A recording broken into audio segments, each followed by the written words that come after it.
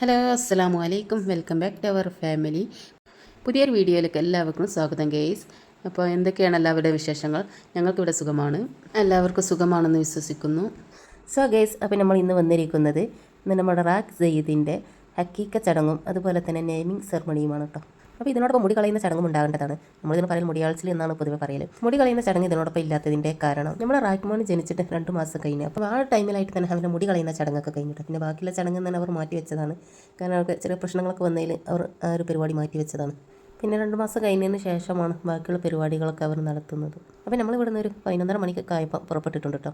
12:30 മണിയാകുമ്പോഴത്തേന് അവിടെ എത്തണം എന്നാണ് പറഞ്ഞത്. ഒരു 11:30 മണി കായപ്പത്തിന് തന്നെ നമ്മൾ ഇവിടുന്ന് വീട്ടിൽ നിന്ന് ഇറങ്ങിയിട്ടുണ്ട്. ഞങ്ങൾക്ക് ഇവിടുന്ന് ഒരു മണിക്കൂറിൻ്റെ അടുത്തായിട്ടൊക്കെ യാത്ര ചെയ്യണം അവിടെ എത്തണമെങ്കിൽ.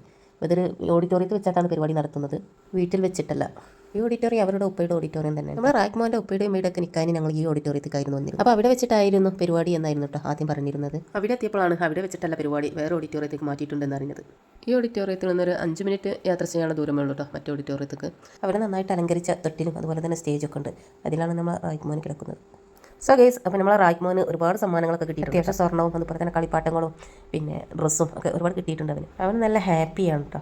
ഞങ്ങളവന് കൊടുത്തത് ഡ്രസ്സായിരുന്നു.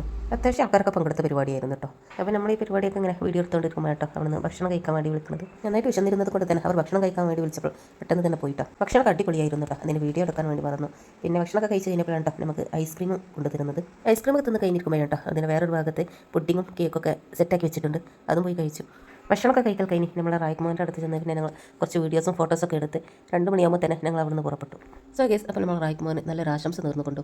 അതുപോലെ തന്നെ അവൻ്റെ ഉമ്മാക്കും ഉപ്പാക്കും കൺകുളിർമയുള്ള ഒരു മോനായിട്ട് വളരുവാൻ വേണ്ടി ആരോഗ്യമുള്ള ദീർഘായുസ് അവനുണ്ടാവട്ടെ എന്ന് പ്രാർത്ഥിച്ചുകൊണ്ട് ഇന്നത്തെ വീഡിയോ ഞാൻ ഇവിടെ വൈൻഡപ്പ് ചെയ്യുകയാണ്. അപ്പോൾ ഇതിനെ പറ്റിയിട്ടുള്ള എല്ലാ അഭിപ്രായങ്ങളും നിങ്ങൾ കമൻറ്റിൽ അറിയിക്കുക.